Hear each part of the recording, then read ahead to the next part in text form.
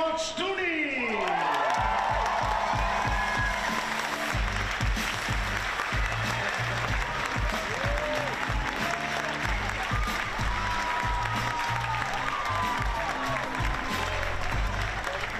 It's a pleasure meeting you.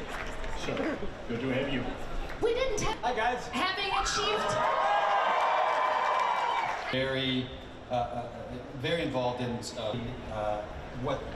what is actually offered. Also the color It matches table. the It matches perfect. And do you guys see these? I Yeah. mean, these are fantastic. And they're perfect to drink champagne out of it. Yeah. Just suggesting. When you have a screenplay or when they serve you a story, how do you...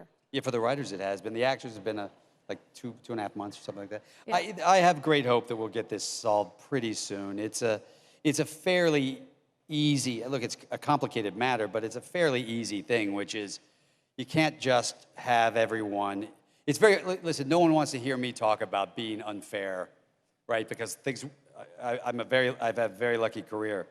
But our industry is 160,000 actors, for instance, and they're struggling to make a living just to eat.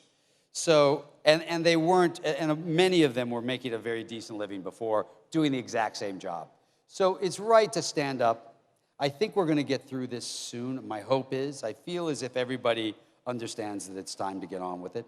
But we're all in support of a decent and fair wage. That seems fair, along the way. And I think a lot of the actors who have been very successful over time have been pitching in to try and make sure that we're part of the solution and not part of the problem. As we always hear sort of we hear a lot of the downside of AI, of facial recognition, a lot of things that are scary. And the Uyghurs certainly have a good argument against it in China.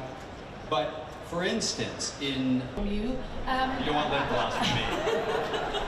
It's just the worst lip gloss you've ever tried in your life. So I buy tequila. It's a technical joint, right? Yeah, they probably don't know. We're all it. talking Yeah. digital talk that Zoom ability for driving too fast, but the cop is still going to give you the ticket. Bad guys are getting away for putting them in jail. Look, here's the thing about war in general, and it happened to us when we were following all the war crimes in Darfur 20 years ago.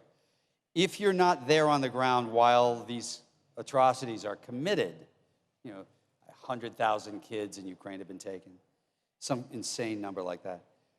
If you're not on the ground collecting this evidence, then you're not going to be able to bring it to trial in 20 years, because it usually is 20 years, right?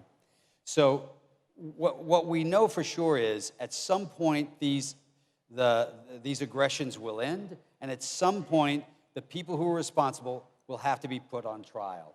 And you need to have the evidence saved and put in files so that you can bring it up. So that's a big part of what we're doing. We're in Ukraine, we're in Venezuela, we're in 40 countries